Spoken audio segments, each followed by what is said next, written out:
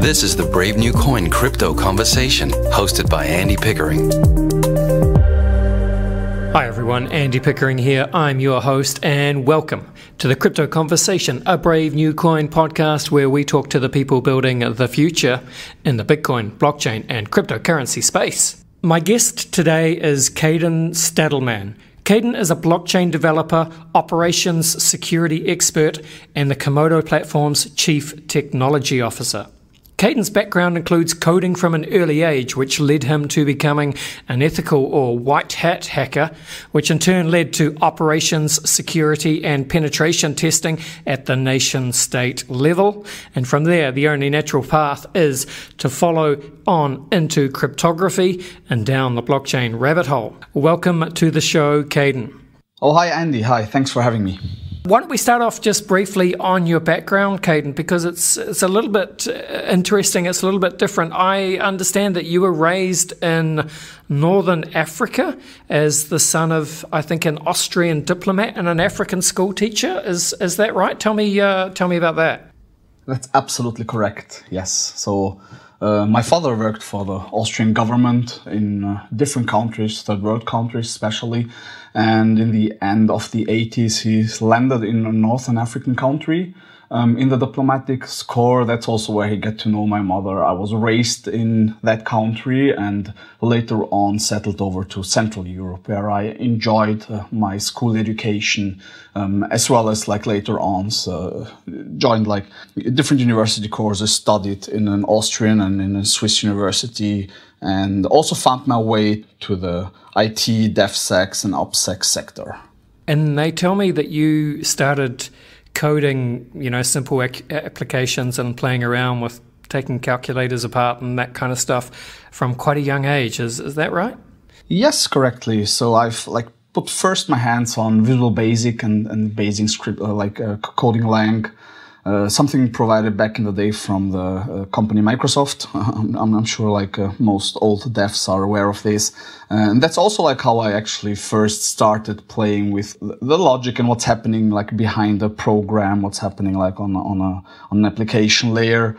And I was always pretty curious on how something does work, and I've always had this interest for mathematics and for numbers. And I guess that's also the reason how I got into building a calculator and basic macros and calculation executing scripts back in the day. You must have had a natural ability to code.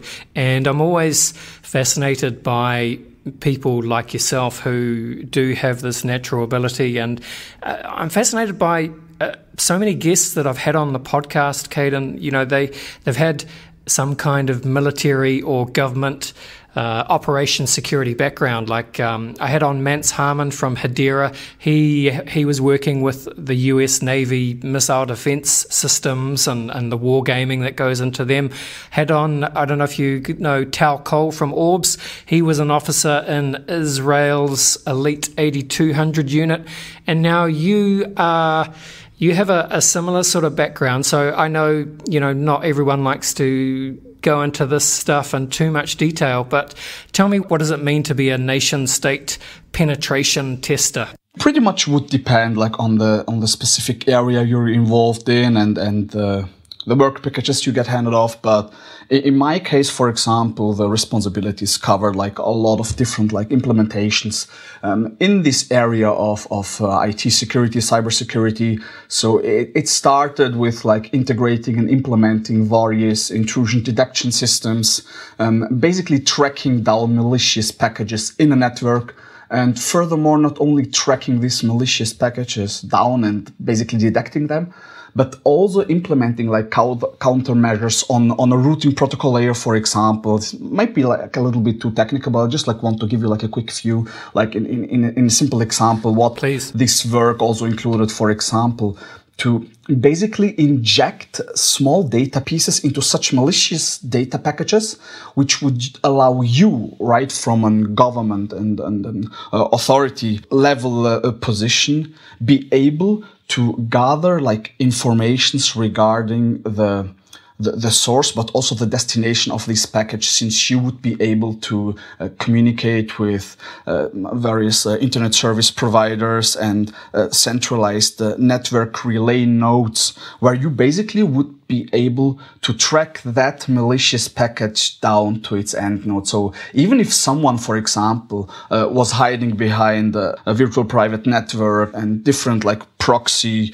routing protocols that basically help people to hide themselves, even in that case, you would be able to track this package down almost on the physical layer, right? Because no matter how someone like is routing this package, you'd be able to track back like specific elements of this package. And this was like one of these tasks.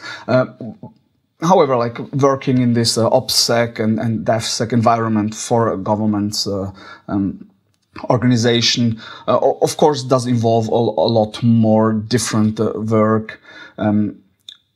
Also, for example, implementing, giving training to other government organizations, working closely with law enforcement agencies.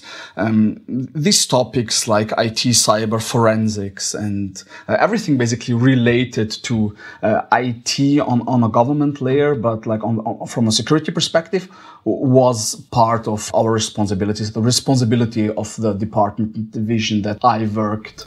How would you characterize the OPSEC field today as we come to the end of 2019? Because to me, it feels like, there's this push and pull with government systems, especially because at the one level you have the intelligence agencies and, thanks to people like Snowden, we know exactly what they're up to. Basically they're in everyone's business all of the time. And of course, Google, Facebook, Amazon, they're in everyone's business all the time as well. And yet at bureaucratic level, I suppose you would say, government systems always seem to be a little bit, not so much out of date, but, they're bloated. There's a lot of, the security isn't great. Exploits are quick and easy to find. How would you summarize the state of play at the moment? So speaking in general, I'd say like that the threats in the cyberspace, but also all these various attack scenarios and even like the attack surface itself that gives malicious actors even the chance to act maliciously is growing. It's like growing beyond the rate and scope that I'd say would allow the wider space and this wider industry that would allow them like to basically implement like countermeasures in an appropriate, like in a timely manner. And I personally, or even like I'd say like the cyberspace itself does agree that there is some sort of like cyber war ongoing. And there's one like very important detail that I always would like to highlight when it comes to cyberspace, to security and decentralization itself, is that no matter how decentralized the software is that we're using, no matter like how huge this peer-to-peer network is, we'd always have to ask ourselves one question, and that is like, where is this software running, right? I mean, we're all using infrastructure, government's infrastructure of ISPs and centralized DNS nodes and providers that are centrally controlled. So although the technology may be very decentralized, at the end of the day, the underlying physical layer, basically the whole base foundation, is pretty centralized, right? So that's something that's actually like very, very interesting when it comes to decentralized software. And I think unless there's a real alternative, basically second or decentralized internet, it will be like pretty problematic topic, this IT, cyber, OPSEC and DEFSEC layer. And just like to get back to your question regarding today's situation, I'd say that definitely we're at the point where there are so many threats and so many risks in this cyber world that we all have to be aware of this and to be extra cautious, because I also think that nowadays users, or the majority of the users, people don't take it like really serious, don't take this OPSEC, DEFSEC area serious, right? So unless you've been like victim to some a hack or to a virus or a worm, people likely won't even have antivirus or basic firewall set up. That's right. It's just human nature. Everyone treats their online activity fairly casually until it's too late. Let's start to move towards blockchain then, Kadan. How did you get attracted to the blockchain space? Did you come from the technology side with your background as a coder, even as a white hat hacker, or was it the attraction of helping to build out the decentralized global economy? What was your path into blockchain? So my path initially was actually that I started researching and trying to read into topics, into technologies that I believed have the power to change the world, if you want to put it like that. And it didn't start directly with Bitcoin or blockchain-based applications, but more like the underlying ideas and visions of this technology, basically like the peer-to-peer model, and like how basic decentralized and also like cryptographically layered software functions. And that's how I came across like different peer-to-peer technologies, such as like BitTorrent and other protocols that were made for privacy, like for example the onion routing protocol, I2P, etc.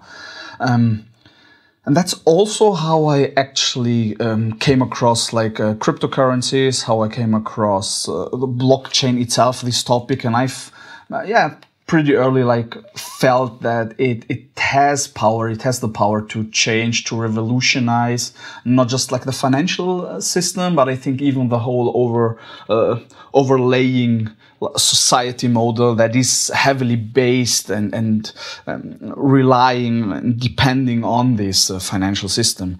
And that's something that like really fascinated me. And I come like from a completely different background, and I've gone like through like a somehow difficult time in my life where I just like was questioning, right, the work that governments do. And right, we all grow up like as kids, we always think, oh, that's government like is the basically the good element, it's the good, and we always think that everything is fair. But I think if you join like specific organizations and authorities, that you may start to think a little bit different when you actually see like how easy it is like to gather information regarding like some random citizen, and that privacy is actually like some sort of illusion, right? If I'm allowed to put it like that there is no real privacy, and that we as like citizens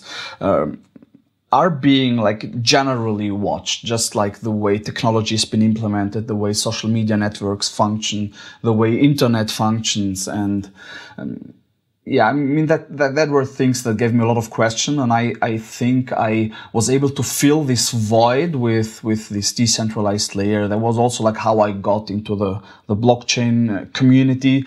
Initially I was really just like heavily focusing on the security layer, so I was just reaching out to various projects and engaging a lot, like in the Bitcoin talk back in the day, various crypto coin talk communities, hacker boards, etc. It's also how I got in touch with people, or many people, that I work with today. So reading between the lines then, Kadan, it is, I think that's a fairly common story, and it does make sense to me. If you spend enough time behind the curtain, government agencies, how they operate, probably does give you pause to reflect. And it sounds like you've come at things from a cypherpunk angle. I think that's quite interesting. Komodo then. So Komodo is described as an open, composable, multi-chain platform.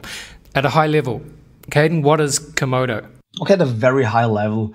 I once explained a close friend like what I personally see in Komodo in completely non-technical and non-crypto words. And For me, Komodo was this huge like mothership, right? A huge spaceship, which like many small spaceships can dock onto, but still remain a fully standalone and independent layer. This is what Komodo is. Komodo like gives all these external third-party projects a huge, a very mighty suite of different blockchain applications, tools, and frameworks that provide technology layer that reflects our initial vision. And that was basically connecting all blockchains, creating this blockchain interoperability layer. So with Komodo, in simple words, you could create your own blockchain.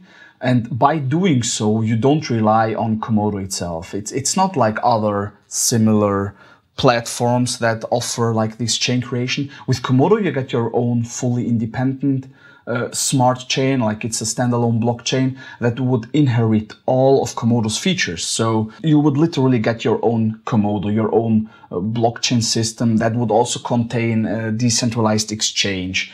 Just like to name one of these tools, probably one of the most important tools that also like provides this huge interoperability layer and literally bridging Komodo, all Komodo smart chains, but also other completely independent protocol-based chains like ERC20 tokens or Ethereum itself, but also all Bitcoin-based protocols. And Komodo would allow you to bridge all these chains, right? Apart from just offering a very easy to use blockchain creation and customization interface, it also bridges the whole crypto industry. Look, I appreciate you, Kadan, describing that in non-crypto terms, but how would you describe Komodo's unique point of difference then? Or is there a Komodo killer app? Our killer app, if I might put it like that, I mean, we have like a few killer apps, and one of these killer apps is Antara Composer. It's like the Komodo's blockchain creation suite that would allow you to create a blockchain to spin up the whole infrastructure that you would need to run an initial peer-to-peer network, but also to fully customize your blockchain with like different features, right? So you'd be able to modify the consensus layer, basically the cryptographic layer, and would have like a fully customized chain. That's like one thing, one tool that we are offering. But the other, I'd say like probably the most exciting tool and app that Komodo does offer to the industry is AtomicDEX, right? It's like our third generation cross-chain AtomicDEX system. It's fully platform independent. It's operating system independent. So this is like mobile ready. We have a production ready app out currently in the beta stage, public beta stage for Android as well as for iOS. And this is like a true DEX, a true cross-chain AtomicDEX system that proved itself by up to date like over 200,000 cross-chain atomic swaps in this network. And as aforementioned, we cover up almost 99% of the coin market cap list. So pretty much all ERC20 tokens, Bitcoin protocol-based tokens, everything's really covered by AtomicDEX. Well, let's just dig into this a little bit more then, Kadan, because I know you guys have been working on the AtomicDEX for a long time now, and it's gone through, I guess, a few iterations, and I think, yeah, you've made some pretty good progress with it. So let's start at the beginning. What is a DEX? Let's just understand what a decentralized exchange here is and how what are the advantages of it.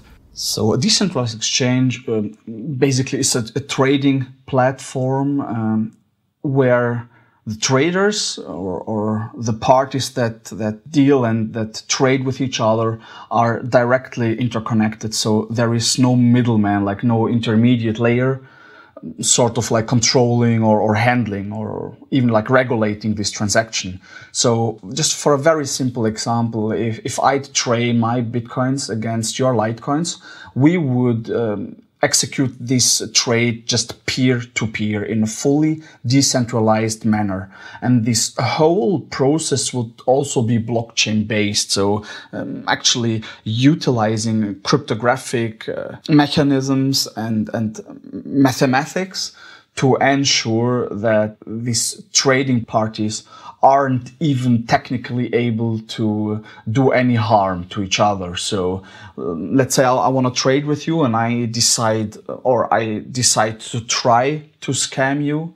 I just like end up with probably wasting transaction fees, and your funds won't even arrive to my address unless I've sent you your funds. So the cross-chain atomic swap and this tech, the DEX itself, would ensure that such a transaction is like provably fair, and there are like no ways of scamming a trading partner. And so can you explain exactly what an atomic swap means and how it works? Because I know essentially it means, as you say, that, I can swap my Bitcoin for your Litecoin. And talk me through how that actually works. It's a complicated process made seamless or easy. That's the idea behind an atomic swap, right?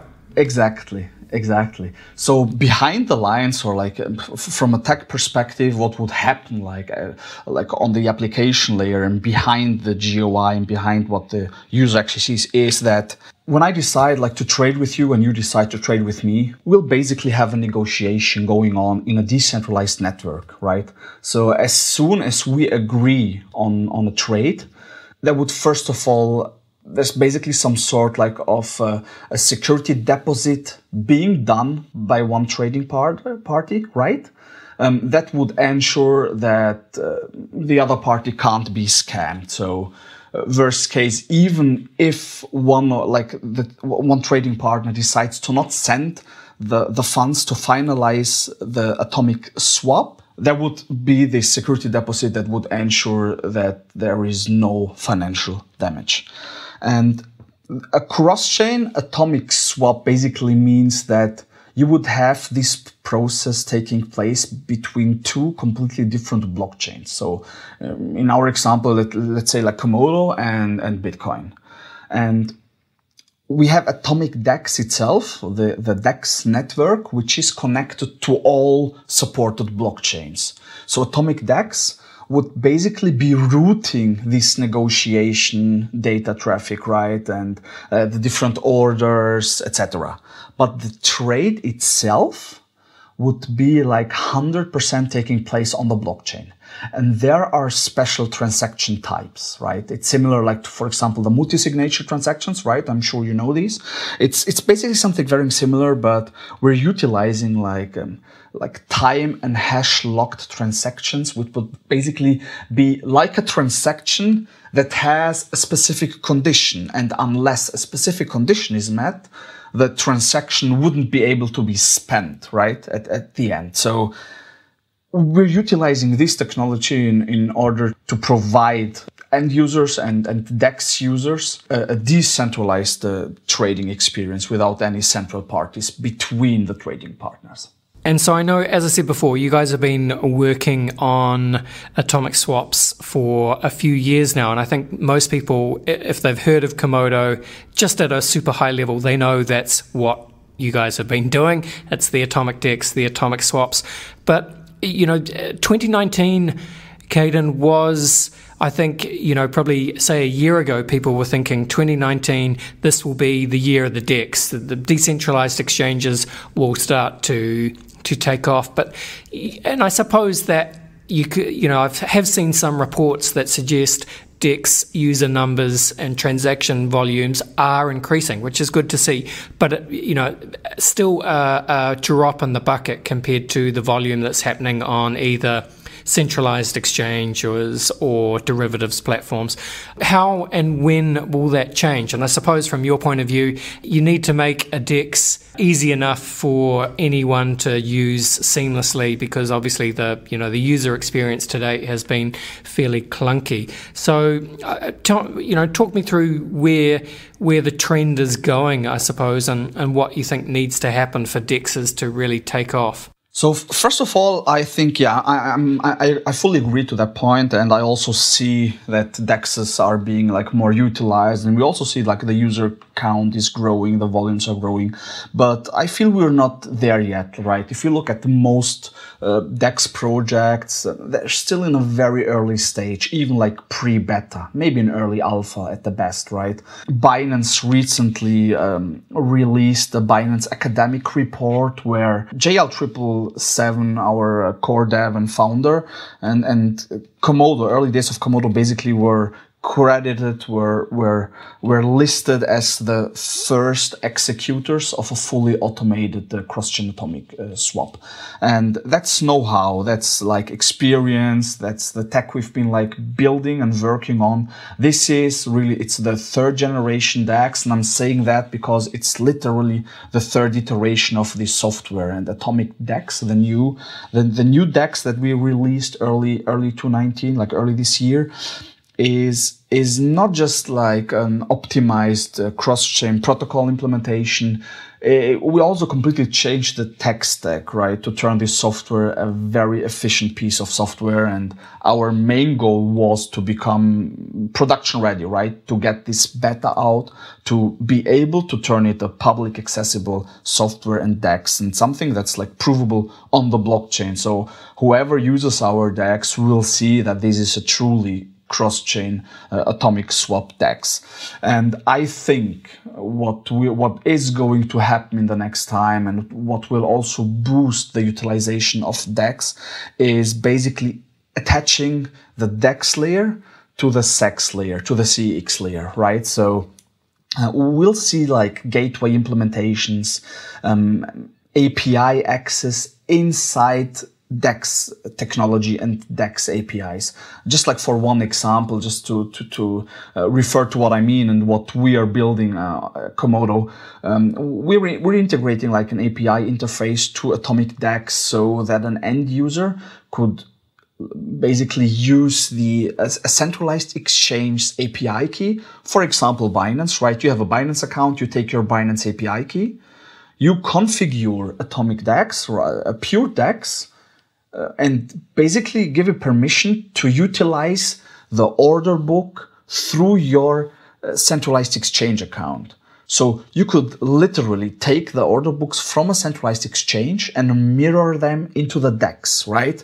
You could add a little margin. So you could basically be buying on a centralized exchange, fully automated, and reselling the tokens on a decentralized exchange. And you could be orientating towards like unmatched orders, right? User demand that is not being fulfilled right now. And that's what we think will really like boost this up, and we'll likely see the tech evolving more into the direction of like some sort of a stage where DEX and CX would basically coexist with each other and sort of like melt into each other. We'll probably even see first hybrid systems by coming year, where you'd basically have like some sort of SEX, a centralized web application that you could like access, but from within the centralized exchange, you will be able to basically directly access DEX functionality and peer-to-peer decentralized DEX networks. So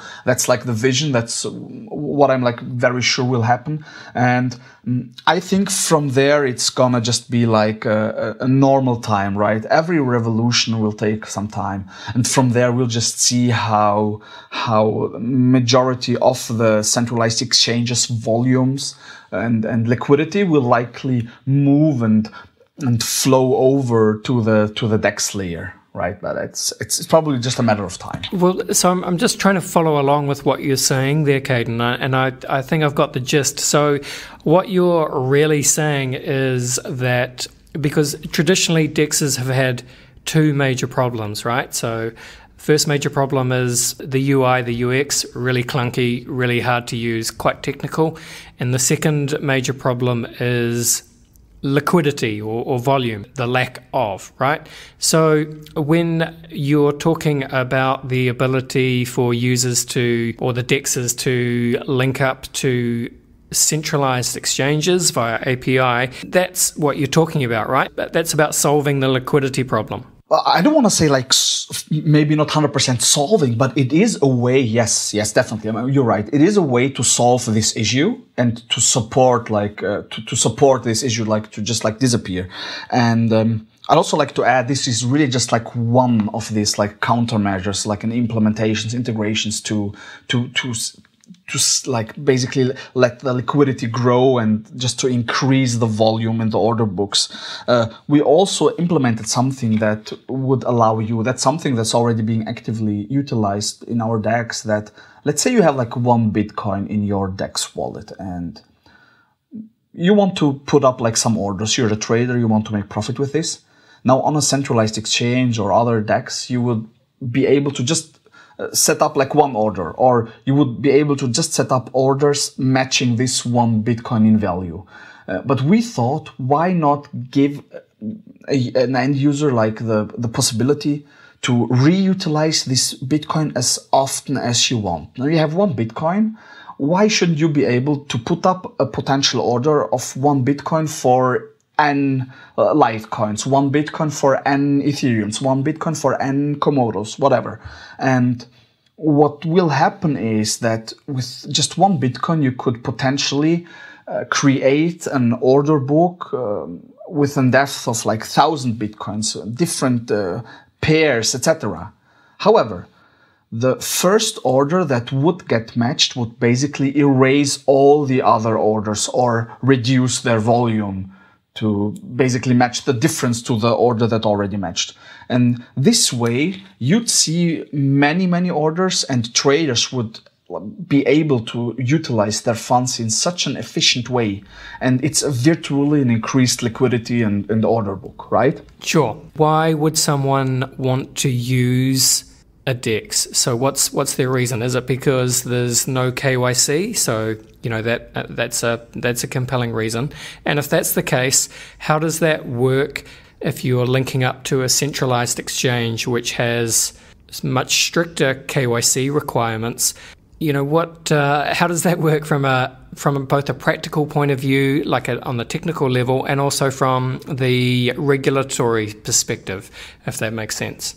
Okay, so the DEX itself is like a non-custodial wallet implementation. Basically, there is like no KYC and no regulations. Sure. And not because like the devs of all these DEXs are like hyper anarchists and don't want to follow rules. It's just because of the technical nature of a DEX, right? Because it's just not possible. However, we've extended our DEX, for example, to allow external parties to set up custodial wallet implementations where they also could implement a KYC layer as something that would be like technically possible, but it would be something that would have like to be handled by like a company, someone that follows like the whole regulationary compliance, etc., and so on, right? So however, to get back to your questions, like what's this main benefit of using a DEX, or why should someone using a DEX, right? If you care about security, if you care about your tokens, I'd say like you're gonna use a DEX sooner or later. With a centralized exchange, you need to keep in mind, even if you have like 100 Bitcoins on this exchange, these Bitcoins aren't your exchange, right? Not your Bitcoin, sorry. Maybe from a legal point of view, they belong to you, right? Or from an ethical standpoint. But technically, they belong 100% to the exchange. And if the exchange messes up with the private keys or gets infiltrated, hacked, whatsoever, right? Your coins will be gone, right? Actually, the exchange coins at that point of time. With a decentralized exchange, you will always keep full control over your private keys, right? At no point of time do you give this control away to any other party, not even to Komodo. And I personally believe this is like the strongest sales argument. We can put everything else aside, right? The whole vision, right? The aspect of financial freedom, etc., right? It's all like pretty interesting and also matters a lot. But at the end of the day, I think this security level, right? Being able to basically handle your like financial business in a trustless manner, right? I mean, in a centralized exchange, And in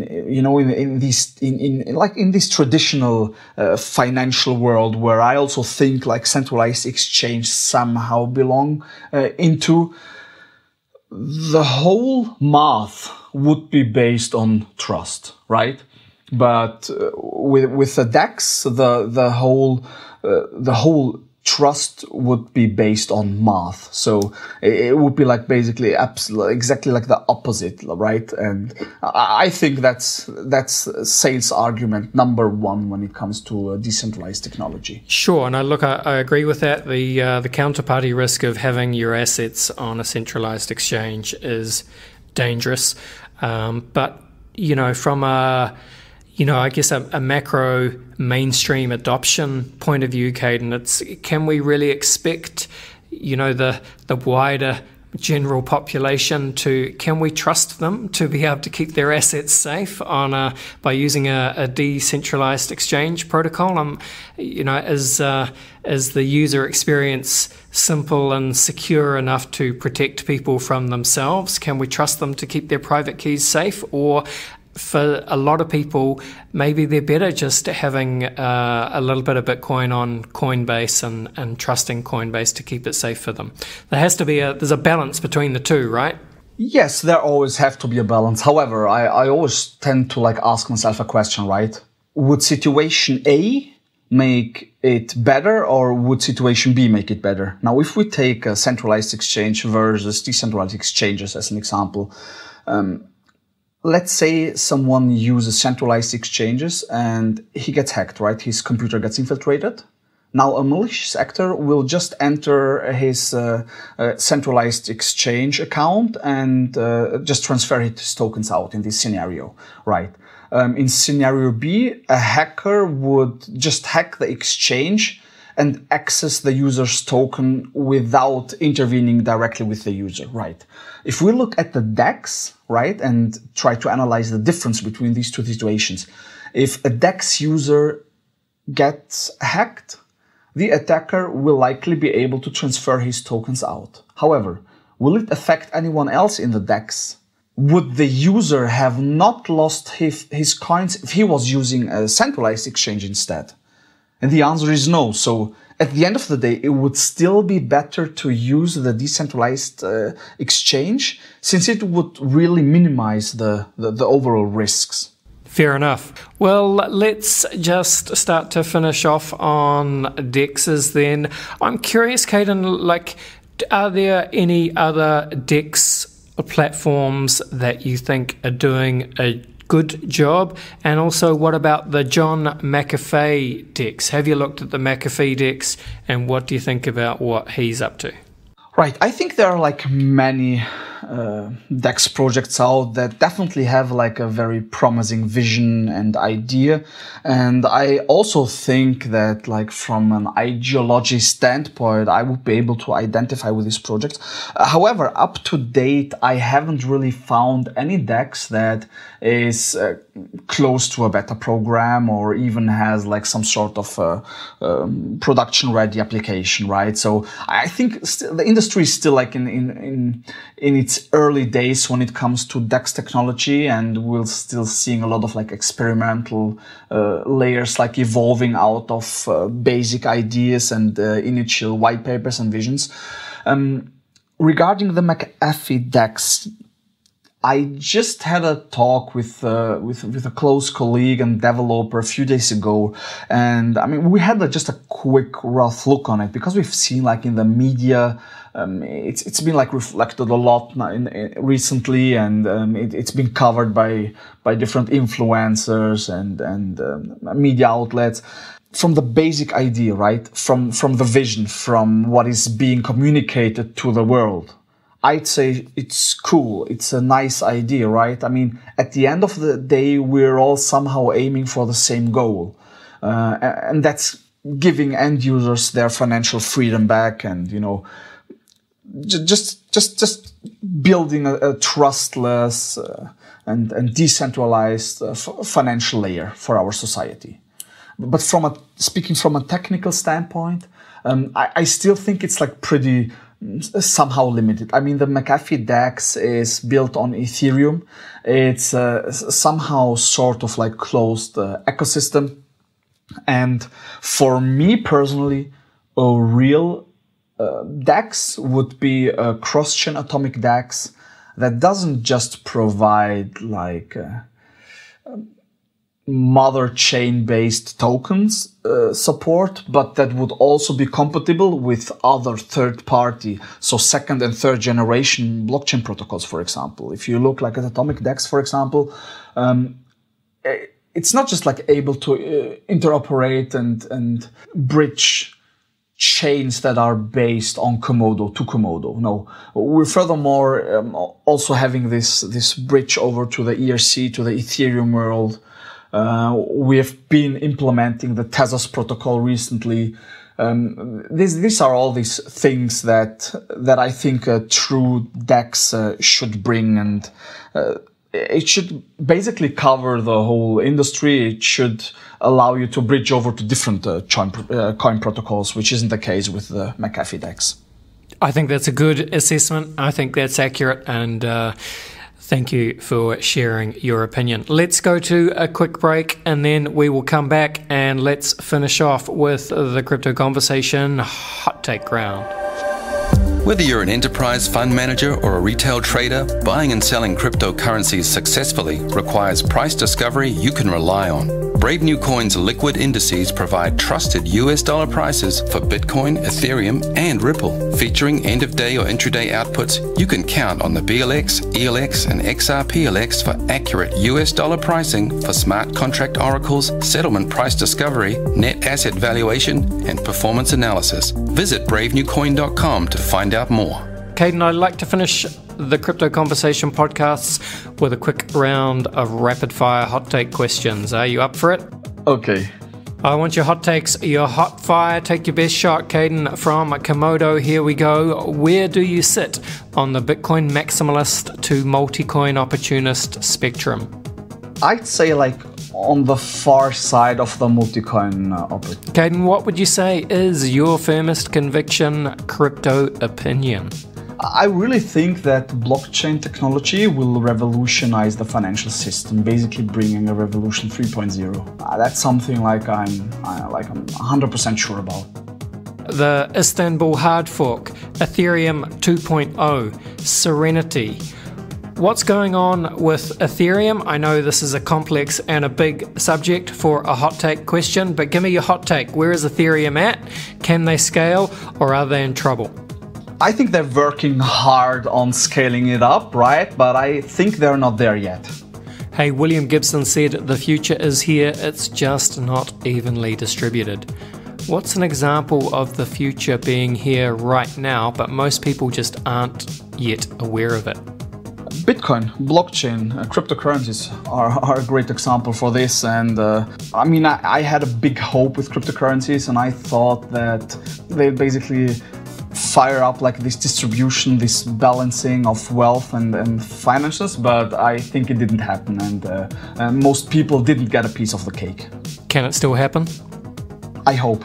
On a similar angle, in terms of everyone getting a piece of the cake, Universal Basic Income, UBI, as a potential fix for AI-induced automation or the inequalities of society, however you want to put it.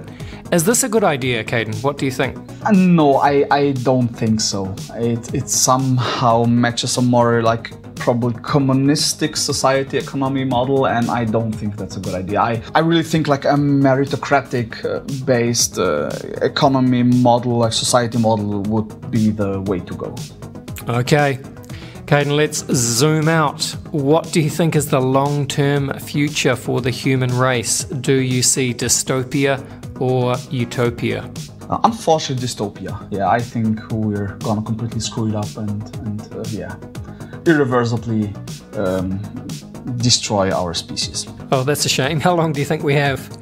If we're lucky, under 500 years, and if we really go wild, I'd say under 100 years.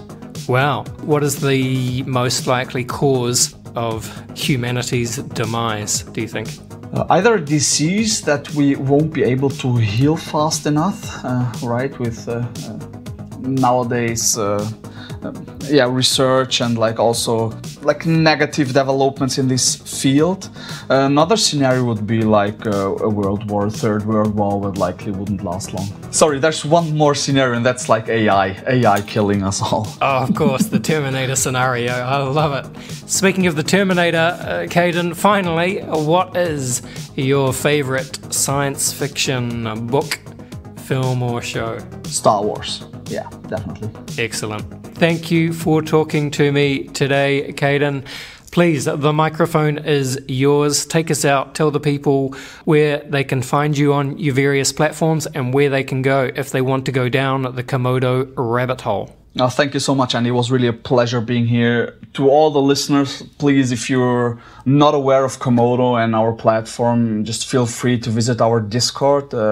Check our infos out at komodoplatform.com. You can find me in the Komodo Discord channel, in the IRC Proofs Anonymous channel, and on Twitter. Thank you to Kadan. Thank you to Komodo.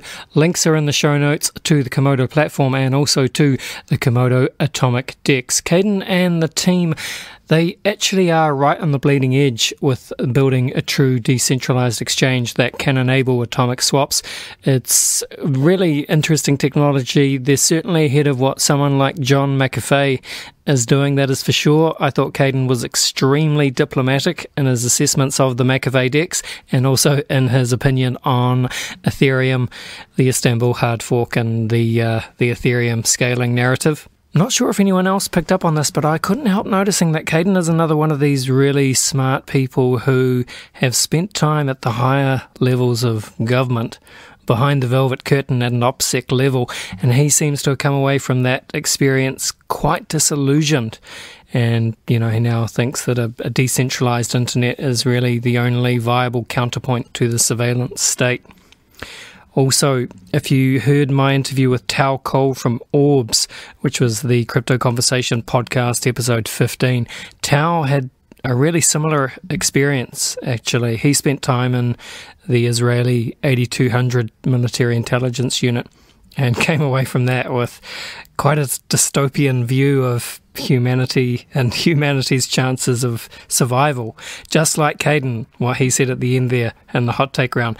Absolutely fascinating, I thought. Anyway, hey, thank you for listening this far. Got some really interesting episodes coming up to close out this year, just in the next few weeks, including an interview with Andreas Antonopoulos. So that is very exciting, plus a couple of other really fascinating guests that I'm working with. So please do make sure you subscribe to the Crypto Conversation podcast so you get a notification when those episodes drop. But for now, that's us. This was the Crypto Conversation for Brave New Coin